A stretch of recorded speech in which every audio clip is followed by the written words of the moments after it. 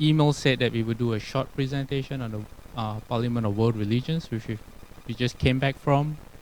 It was held at Salt Lake City in Utah. But I thought that maybe we will start with some questions and answers. If anyone has any questions, let's call it questions with the monks. All right. So if you have any questions about anything regarding Buddhism or any personal questions like how did someone raise Catholic all the way from Poland find his way here? Questions like that. We would be happy to try our best to reply. How about that? Does that sound okay? You can ask about meditation, you can ask about the Sixth Patriarch Sutra. Any questions that's been bugging you? Like why do monks shave their heads, for example? And if it gets really boring, then we'll move to our vacation photos at the Parliament of World Religions.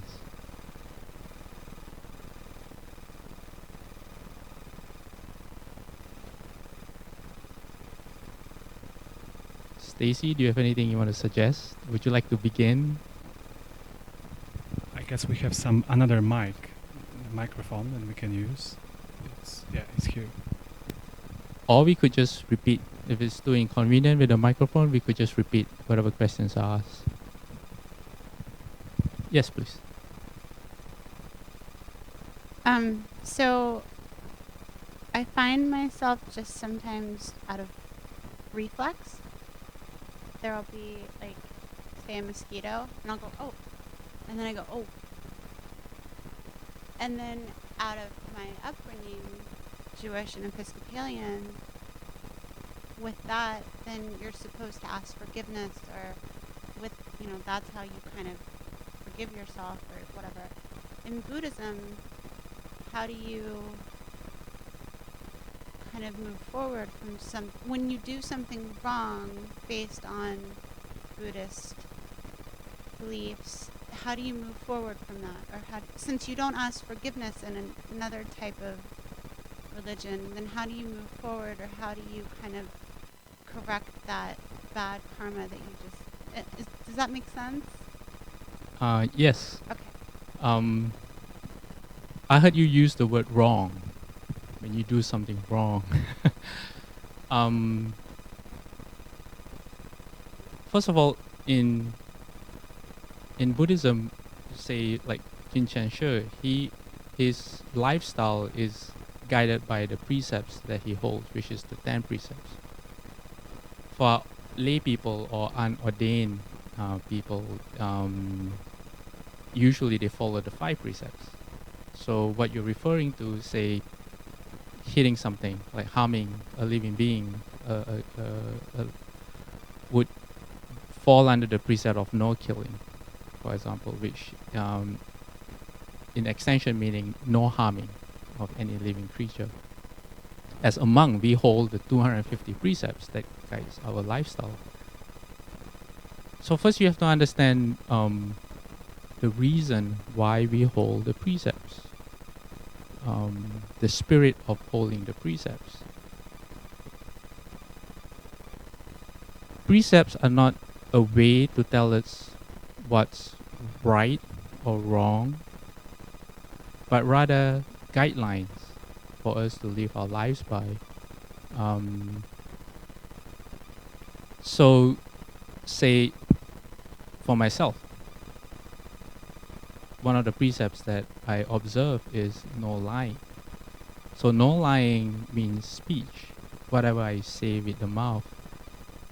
It also means speech that is not harmful, speech that is true in nature.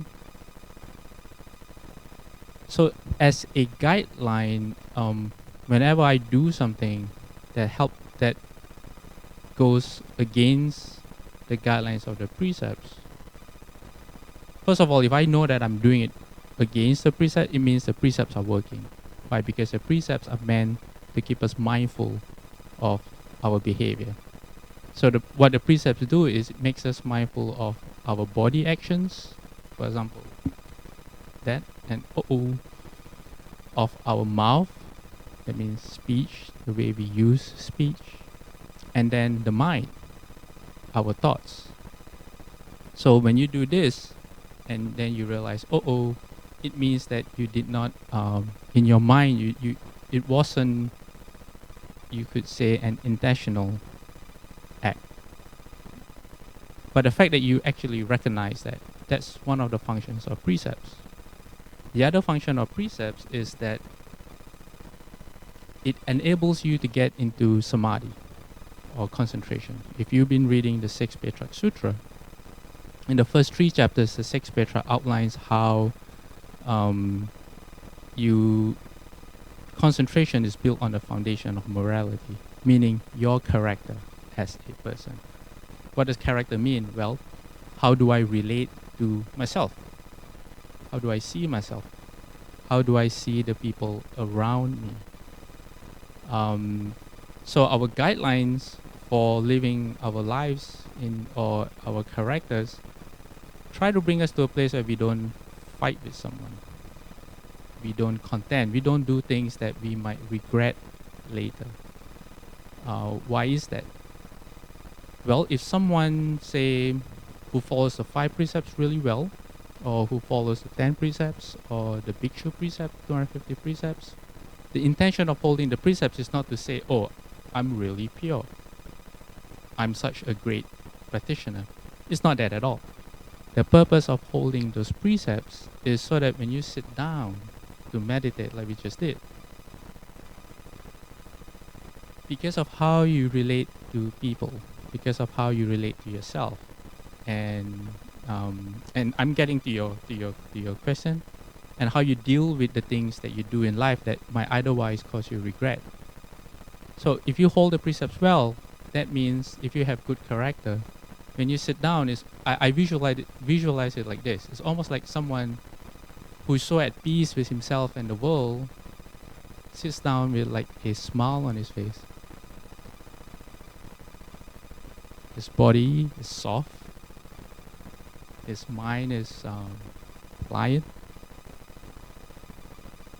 And then he does his practice. It could be reciting the Buddha's name. It could be counting his breaths.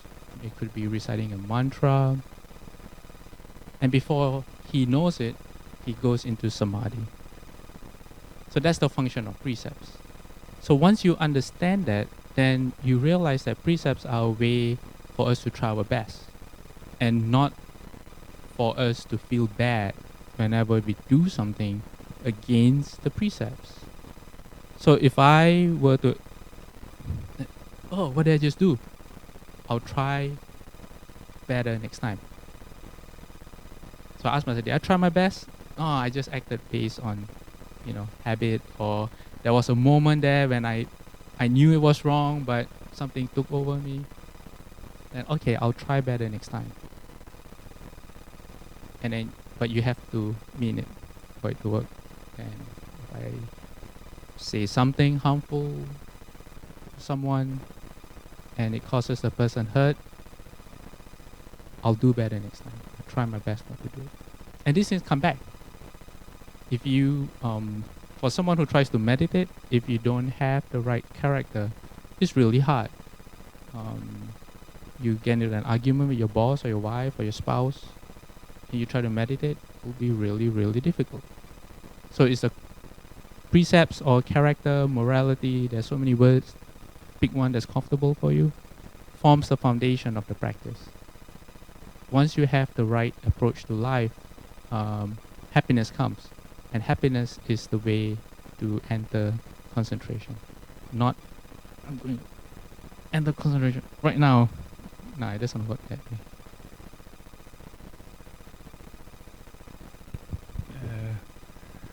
I think it's focus to ourselves and others is super important in our process and cultivation. And also I can speak from my Catholic background because we have a lot of trouble with guilt and it's kind of unconscious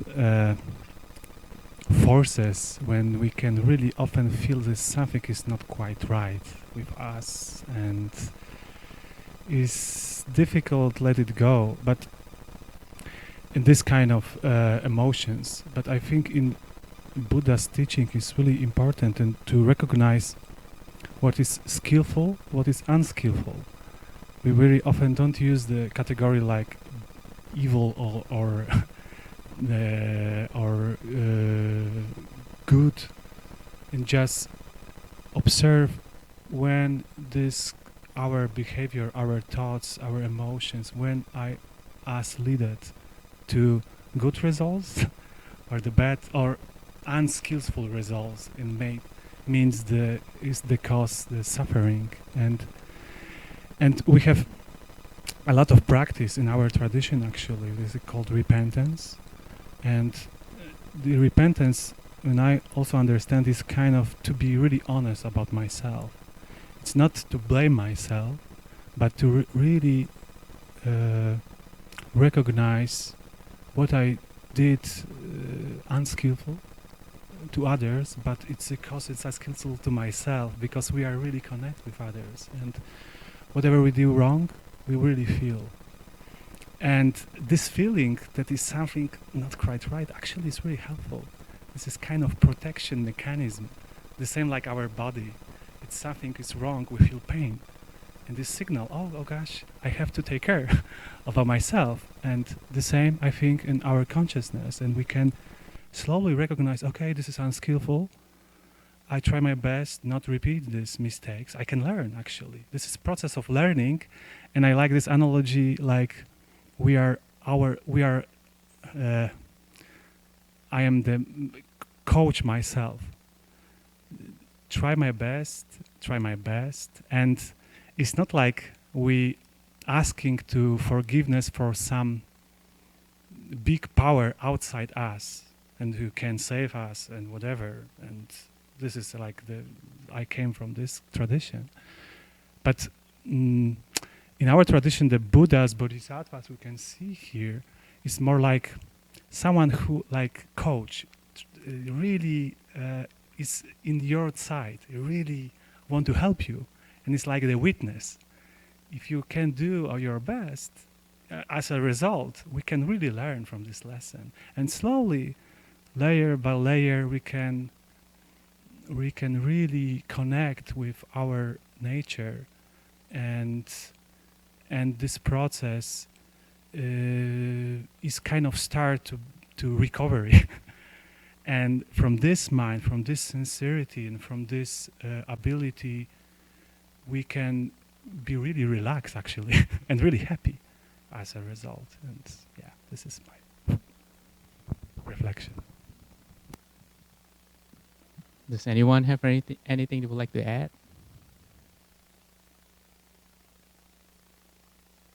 Any more questions? Yeah, no questions. It's going to be a very short session.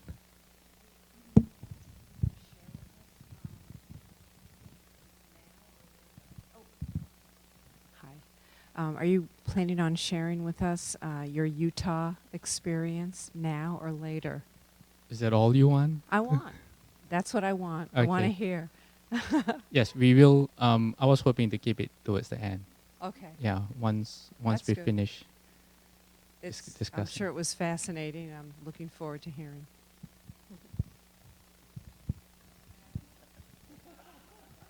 It's like vacation photos, you know. People don't really want to see vacation photos. Any more questions? Does anyone have any questions about meditation, for example? Or on the Sixth Patriarch Sutra? Yes.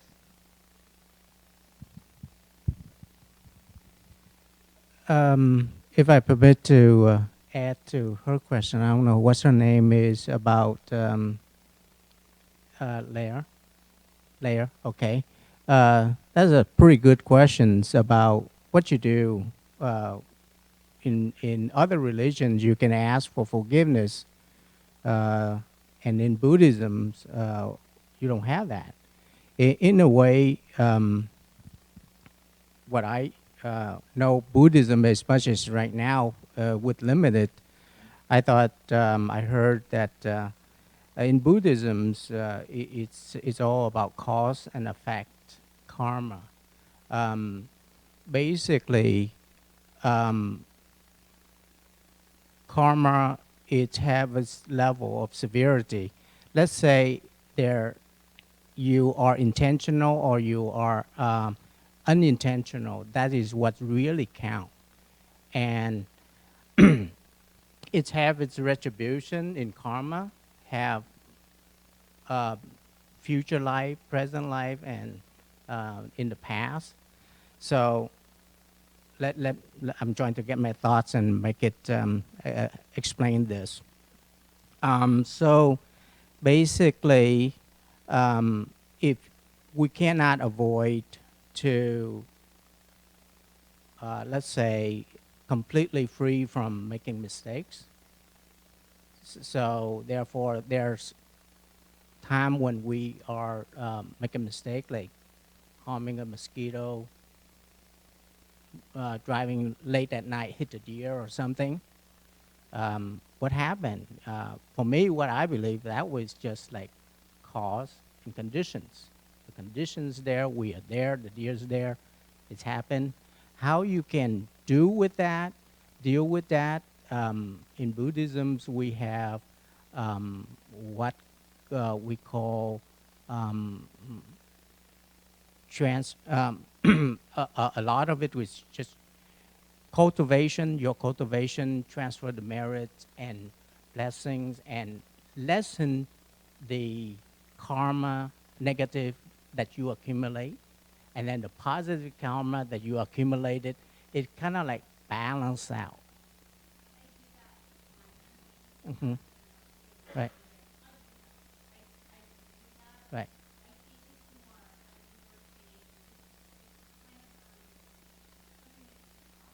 Right.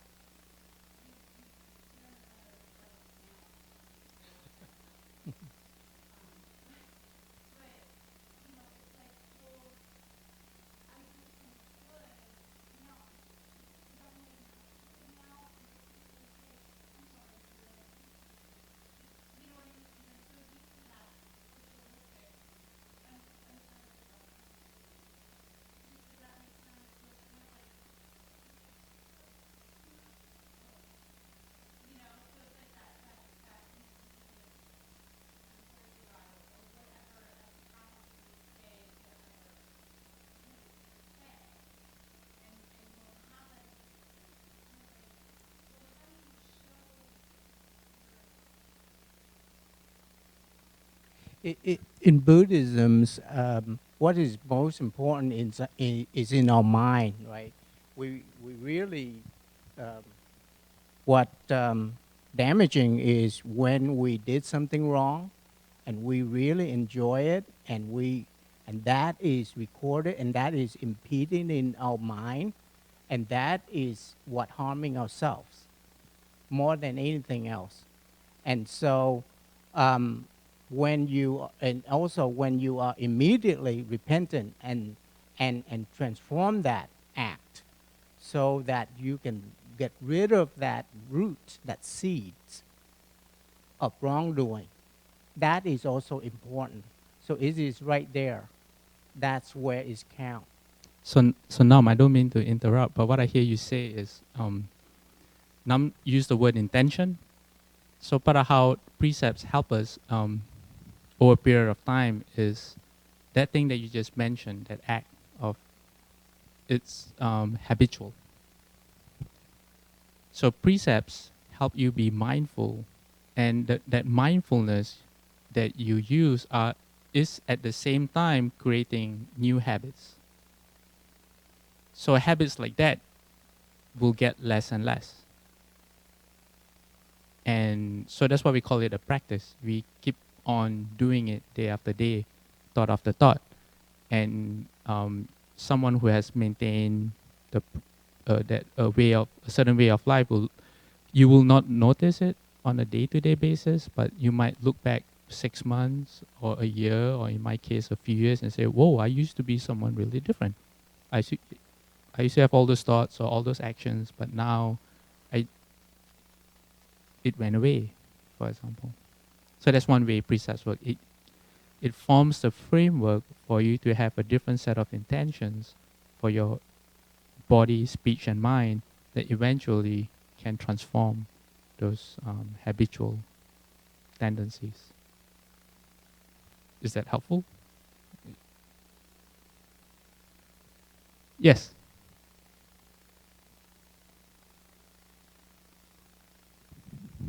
If I have permission to switch a little bit to our guest, I'm just wondering about his story, how he Catholic became Buddhist. Choose everything what you want to choose, and everything what you would like to share with us, just to have, overview what is going on. Thank you. Thank you for the question. Yes, it kind of big shift for me, and actually, I give up my Catholicism when I was pretty young, and I'm 15 years old or something. It was kind of response, but for my situation at the time. My parents get divorced, and I was so upset from the God. How you can help me? I pray to you every day, and nothing happened, and I was so upset. And slowly, I just stopped belief. and it was kind of couple of years really confusion in my life. I tried my best to harm myself from many different ways. But at the same time, I find some interest, some East philosophy, like Buddhism, Hinduism a little bit. But the Buddhism was the most, I have some most strongly feeling that is kind of really interesting for me. And I find especially the books from Dalai Lama, it was really helpful to me. This kind of bodhisattva ideal to really help others and help myself and have this life which really can benefit others. It was kind of inside me feeling, and I feel, yeah, probably this is it. But at the time, I don't have any ability to do some real practice because I still dwell in my habitual forces and my false friends. And actually, the Sixth Patriarch Sutra was for me the big opening. Maybe I shortly just mentioned about that. That's in my office. It was 1999 in Poland. The woman, she was the novice nun in the city of 10,000 Buddhas, our main monastery. They gave me the raw version Sixth Patriarch Sutra. It was maybe 3 copies in whole country, never published. And when I start to read this book, it was something really struck me. Wow, but it was nice feeling, and another layer was kind of shame, I can say, like in this word, and for lack of better word, shame, like because this book with commentary, Verhoeven Master Hua, when we can see here, which was like mirror. I really see this, what I did before, and it was really unskillful. And I have a lot of regret about that. And I think it was good start because I recognize in my garden I have a lot of weed and I have to do it something with this garden, with this mind ground, and slowly take care about these feelings because I really felt uncomfortable for myself, and I think others, they came to this garden also then feel really good. And slowly, step by step, during the many tools when I start use it, everything change. And yeah, and now I'm here. Yeah, it's. But what is interesting also that through the more understanding the Buddhism, I'm start more appreciate the Catholicism. And we in the parliament we had one. Reverend Hank Scher actually had one session with Father William Skudlarek, also has Polish roots, and they present to us the movie about the Catholic and Buddhist dialogue, when the Japanese monks came to French and live with the Catholic monks, and etc. The Catholic monks go to the Japan. It was quite amazing how they can, with respect, harmony, learn to each other. And I think now I much more appreciate this Catholicism like before. Yeah.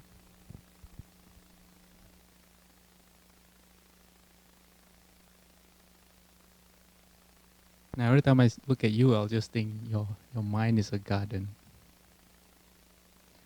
Any more questions? Yes. Hi. So I'm going to provide a little bit of context for my question. So my younger brother is gay, and my parents have recently found out. And my mother is a Buddhist practitioner, but they are both my parents are having a hard time coping with this information. And I've been seeking some Buddhist teachings or philosophy that would appeal to her core beliefs, that I think would speak to her better than reason. And I was wondering, in a more general level, if there's anything in Buddhist philosophy or Dharma or stories that have been passed on that speaks about tolerance of people who are different. That it doesn't have to be as specific as the situation, but I think that could have this more expedient transformation. And last week we heard a story from Marty about Skinny Gautami and the mustard seed, and that inspired me to seek something like that for my family, so that they can experience something like this themselves. So whatever comes to mind, I know that that's kind of specific, but anything about human tolerance of differences. So I'll answer first if you need more time. If there's anything that I learned from Buddhism, especially cause and effect, or some people use the word karma, is that we shouldn't judge. The Theravada monks at Abhagiri, every morning there's this part in their chanting that they say, I'm the heir of my karma, meaning we inherit what we've done in the past. And because of that, we are the result of our karma.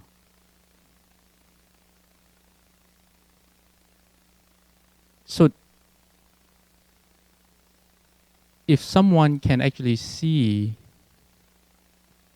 if someone has the ability, if I can see, so say if I look at Jin Shan She and I can tell why he's a monk, your question, or it's because of his childhood, he had this experience, am I going to blame him or judge him for who he is right now? It just helps me understand him. But it also tells me that if I don't have that ability to see something in someone,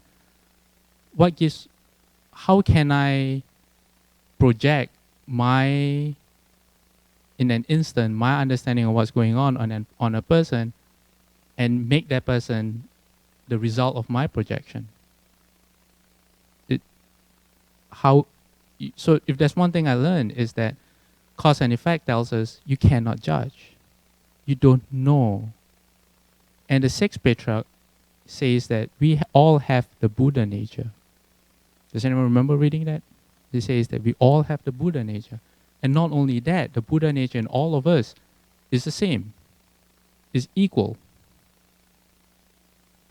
So when I read that about 5 years ago, which was the first time I read the Sixth Patriarch Sutra, I said, okay, all right, I don't really know what that means, but okay, everyone has the potential to be a Buddha. But recently, when I read it again, I realized that if taken in the right spirit, that can be a extremely transformative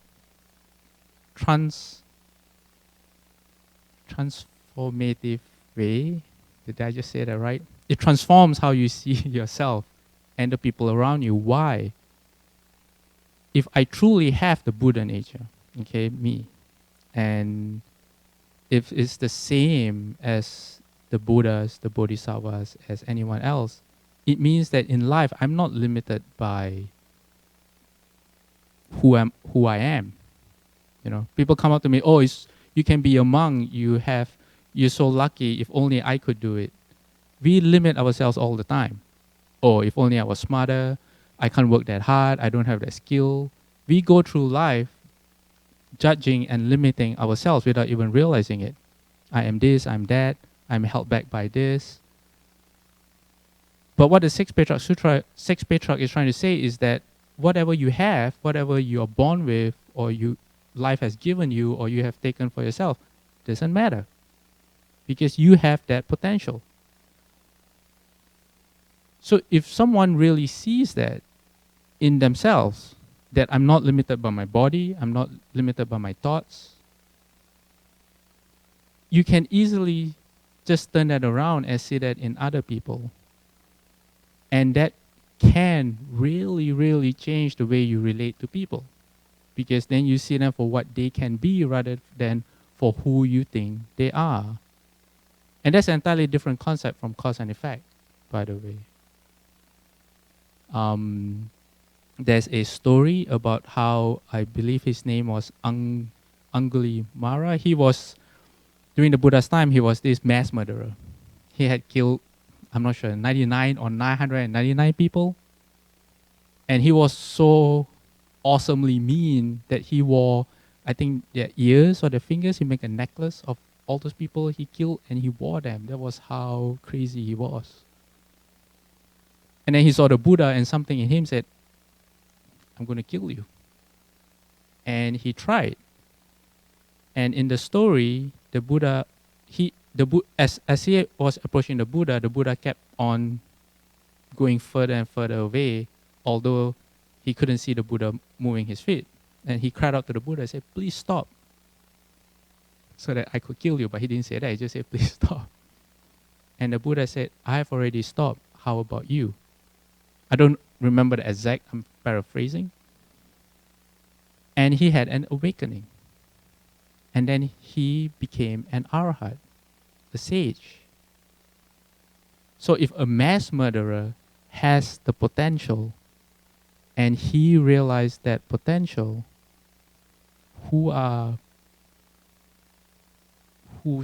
speaking for myself, who am I to say anything about anyone? And what should I do then to really understand what the Sixth Patriarch means by I do have that potential? And not just me, but everyone around me, not just humans, but all living beings.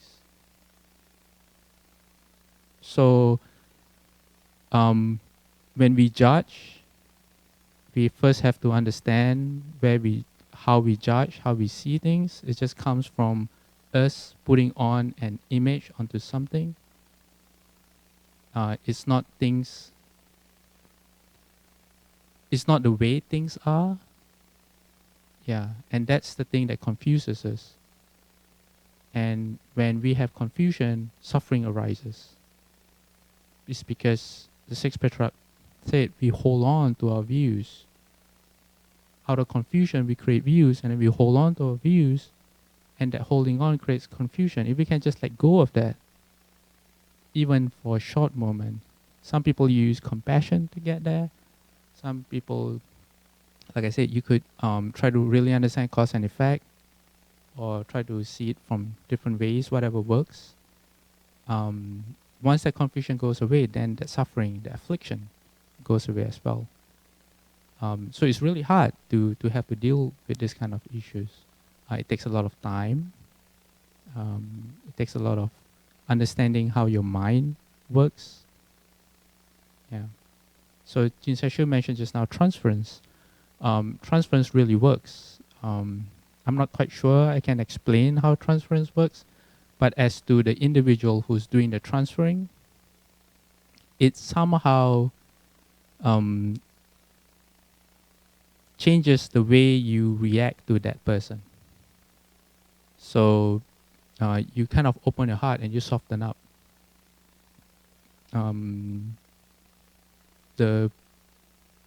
So whatever then you receive, because you see it with a heart of compassion, it changes how it affects you. So that's one way. That's a very superficial way of how transference works. Yeah.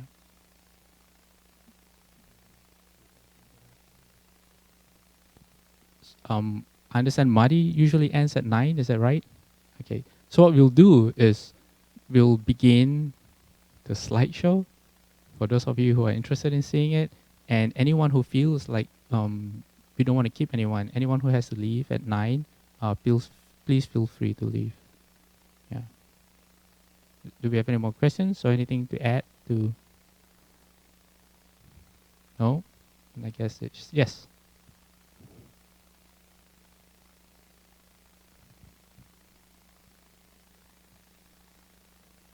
Much of what we study in Buddhism has to do with our own individual transformation. What is the role of Buddhism in social change, societal change, political change? You see unsavory things happening around the world in the name of Buddhism, such as murdering Muslims, and what do you see as the appropriate role for an individual who practices Buddhism relative to personal transformation and social involvement or political involvement?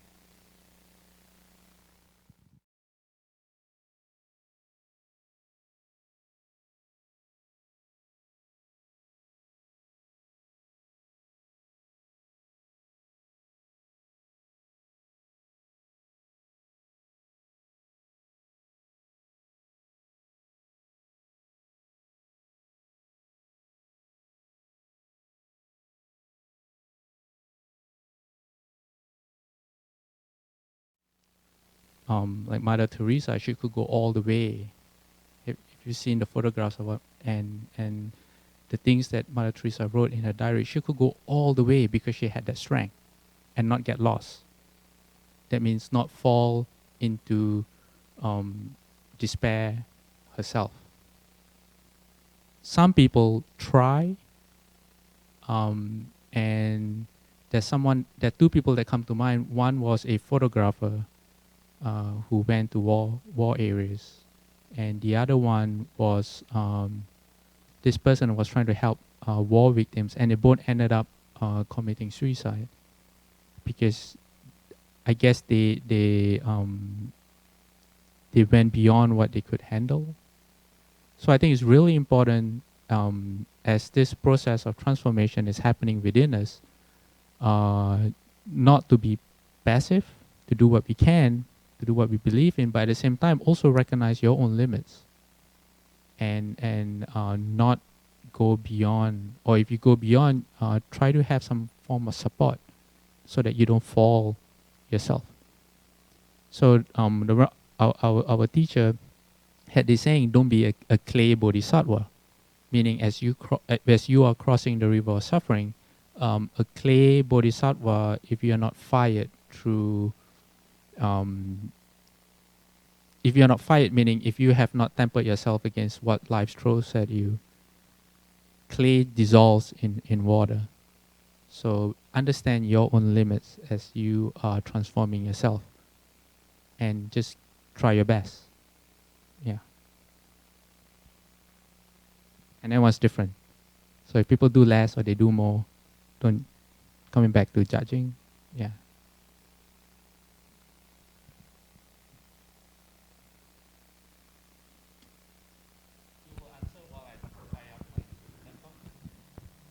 Yeah, I think it's really important. Like very often Marty said about that, we have to start with our smallest place in our mind, and start from macro or micro scale, and we can slowly change our habits, our intention, and our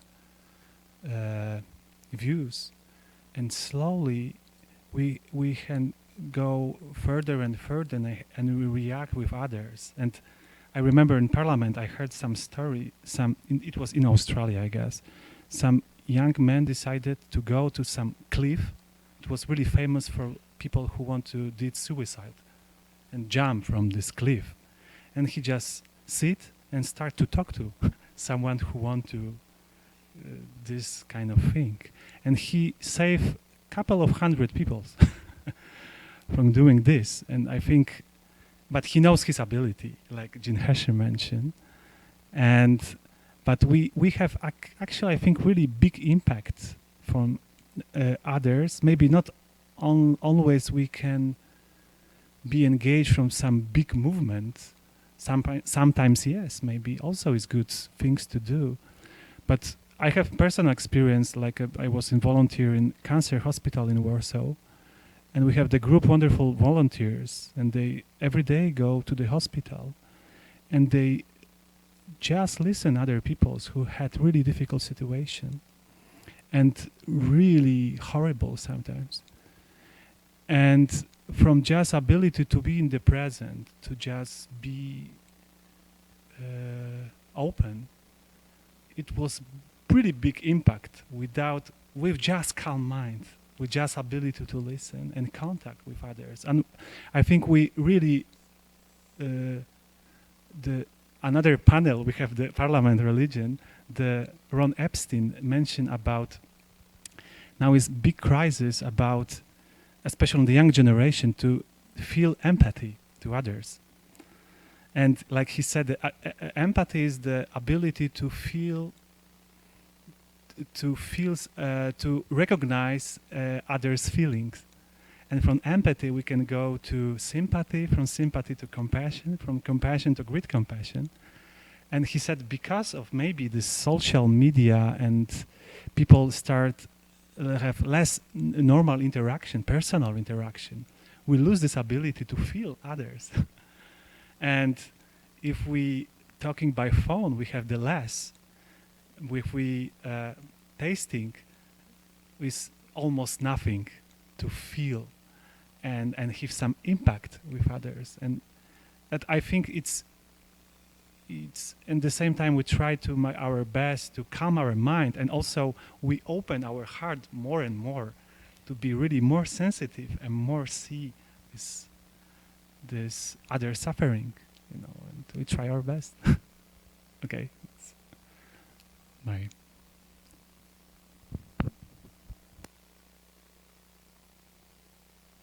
Sorry for my English.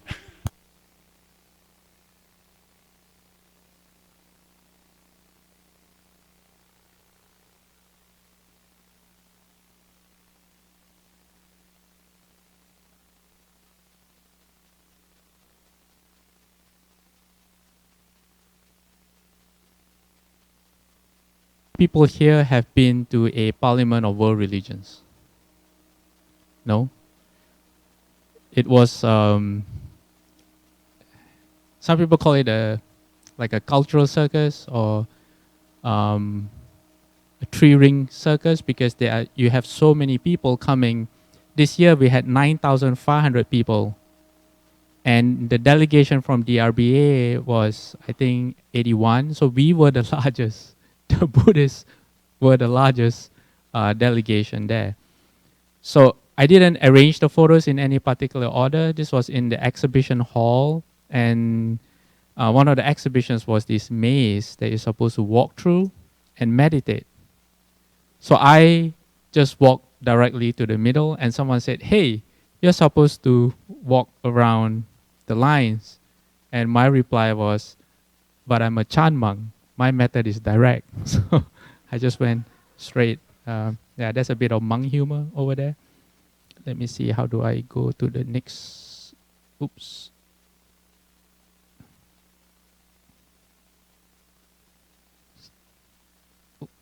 So we had a huge delegation of nuns going. There's 1, 2, 3, 4, 5, 6, 7, 8, 9, 10. Wow, 10 nuns. And they had a presentation about their own experiences in becoming nuns. And in another picture, you'll see a lot of Thai bhikshus who came to listen to them. When this photo was taken, they didn't come in yet. The person, this guy is Charles Gibbs. He is one of the, I think he's the president of URI, United Religions Initiative, an interfaith group. This is one of our schoolgirls wearing a turban. So the Sikhs had this really great idea. Not only did they provide food called langa for every single one, every single attendee in the conference, free of charge, but they also had this booth where you can try out a turban for free. So it was a really great marketing idea, because overnight the numbers of Sikhs just doubled, just like that. I was walking around and said, like, how come there's so many Sikhs here suddenly? Yeah. So this is one of our schoolgirls talking to a drummer, I believe from Malawi. One of our nuns with a Hindu nun. There's Goji, and a photographer from Auckland. The Native Americans had a teepee set up in the morning for one of the opening ceremonies. And they had a fire going for 24 hours, a holy fire. And so this was part of the opening. And this lady in pink, she is one really, really powerful lady. If you notice, she's barefooted, and the morning deck is a bit chilly, and she has real strength. Yeah, she takes no nonsense. She is from the Maori tribe in New Zealand. They invited them to be part of the opening. Grandma Rose, powerful. You don't want to cross Grandma Rose at all. She will put you in your place. These are two, I believe this person on the right is a monk. I'm not sure about this person. From the Gandhi ashram. In India, they do a lot of service-based charity work.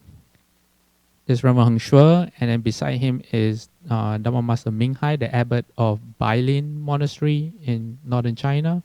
It's the largest monastery in North China with Ron Epstein. So this he had two young monks following him from China. This is Jin Sanshi, Jin Chuanshi, myself, and we took a short tour to a place called Silver Lake. I think it's named because if you look at the reflection, it's like silver. It reflects everything behind it. Us trying to look like we're meditating, we're all smiling. This is in one of our host home at Salt Lake City. So this guy Vincent, for those of you who go to CDTB in the winter, you'll see him, and this is his wife Chantrell. I hope I got the names right. Who were amazing hosts. Not only did they provide daily lunch for almost all of us, but for all the nuns as well. This is Esteban. He's a poet, and every word that comes up from him is like a performance. When he met me, this was a gesture that he did to me. I never seen anyone do that before, but he did it so well. It was really impressive. So he met me and he did this. I was like, oh, dude. A group photo. I'm not sure how I can take away that bar. Let me see. Slideshow. Check out her belt.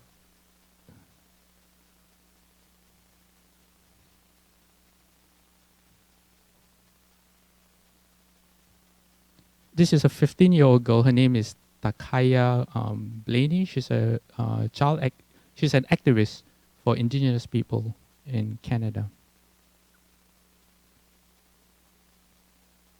This is Father William, who's been to our interfaith activities a lot.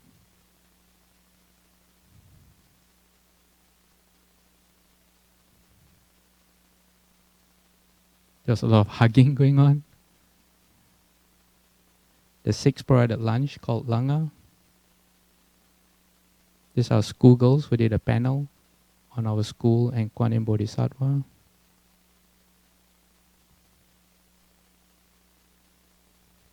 Oops, I think that's it. That was quick. I have some short videos if anyone is interested. Okay, I need the volume.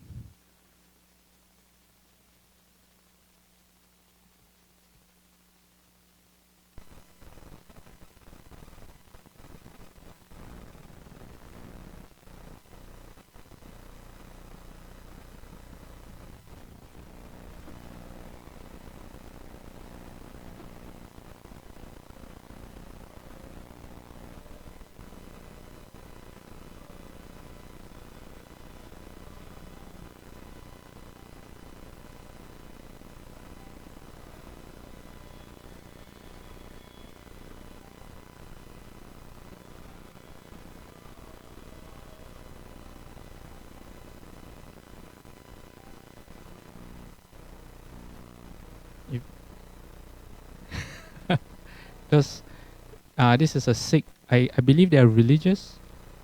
So when they were playing in this huge hall called, it was in a Mormon building called the Tabernacle. What? Tabernacle, yes, thank you, Tabernacle. And I actually have a photo of, I'm missing, some of the photos are not showing. Okay, hold on. Okay, this is the teepee. This is the part of the opening performance. These are Tibetan monks doing their sand mandala, which they destroyed at the end of the ceremony.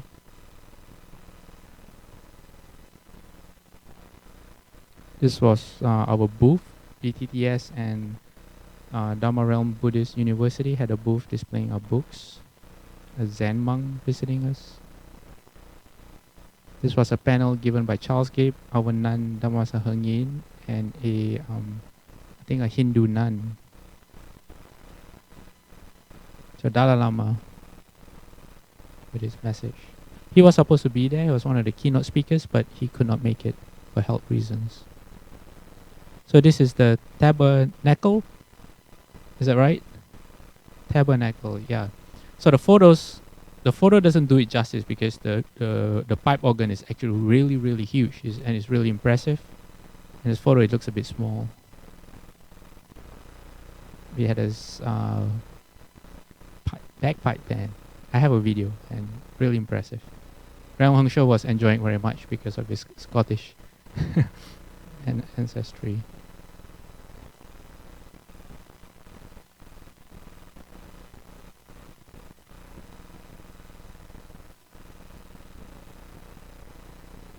I included this picture because the gas says no brand gas. This is an image of the Thai monks. They came in one by one, much to the initial discomfort of the nuns, but they quickly warm up. And they were paying really close attention to what our nuns had to say.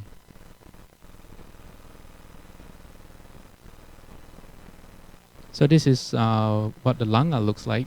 To go in, you have to cover your head, and they give you that hanky thing. This guy was very interesting. He calls himself a Mormon Buddhist. He spent some time in Taiwan, and he's a psychiatrist, right? Yeah, he called himself a Mormon Buddhist. The Mormons actually they have something almost similar to the 5 precepts that they observe at Salt Lake City. The stricter ones don't even drink coffee or tea, for example. Yeah.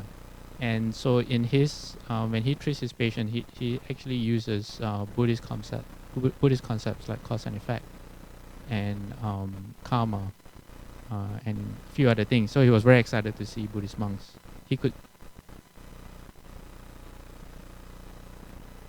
I did not ask. Yeah. So these are some of our DRBA members giving a panel talk. Someone trying on the head covering before Langa. Another group photo. This guy, top right here, no one knows who he is. He just saw everyone taking a photo and he wanted to photobomb us.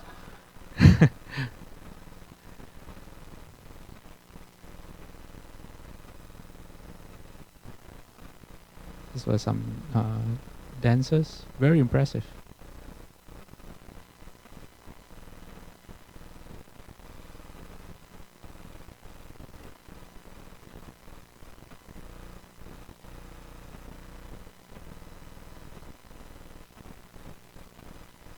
This was called the Heart of Chan. So we had we had drummers, we had a Tibetan singer, and we had this guy with a sword running around swishing the sword, and they called this the Heart of Chan. I didn't quite get that. This was a Mormon choir, but they weren't from Salt Lake City. They were from a neighboring town.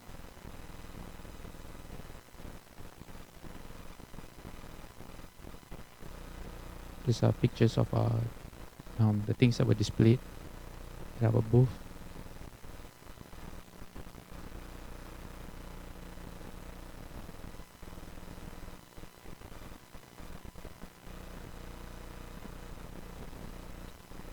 This was Jane Goodall at the... Was this the opening? Laura, do you remember? One of the plenaries?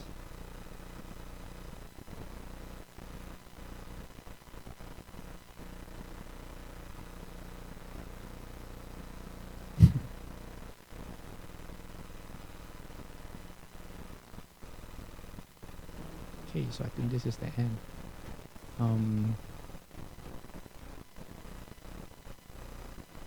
So this is the bagpipe band.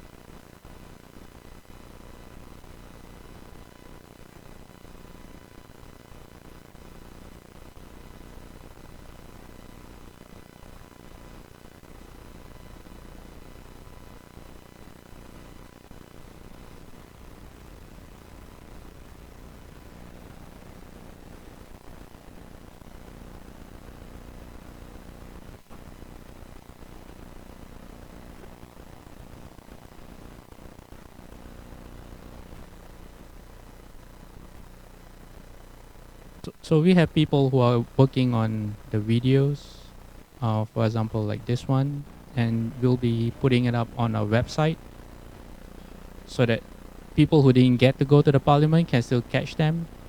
For example, like this talk.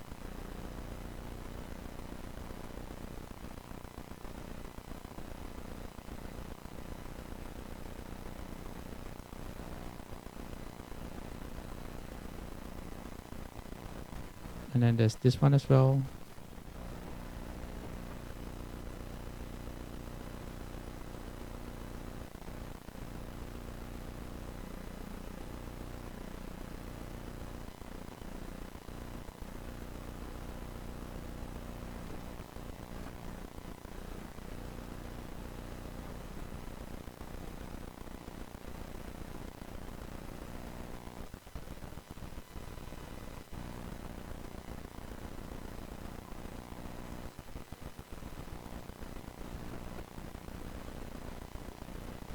So they are saying that the parliament might be held every 2 years. The last one was 5 years ago. And I would strongly urge everyone here that when the next parliament comes, to try to attend, because from the stories that I've heard, it was a really good experience for everyone who was there. Does anyone have any questions? No? Okay, so do we normally transfer merit? Does Madi explain about transfer of merit, or did we just do it? We just do it? Okay. Can we have the lights on, please?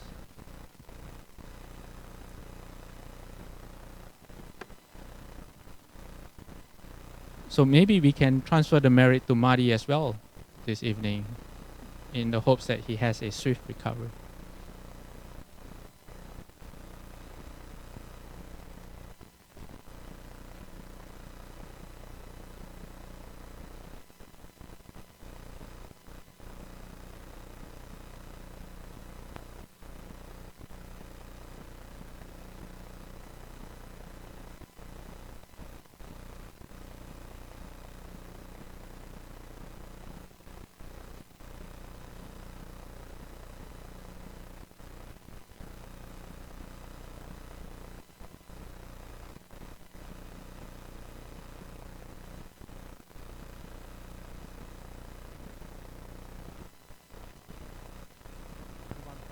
Sheets.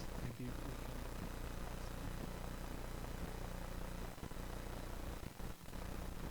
may every living being, our minds as one and radiant with light, share the fruits of peace with hearts of goodness, luminous and bright.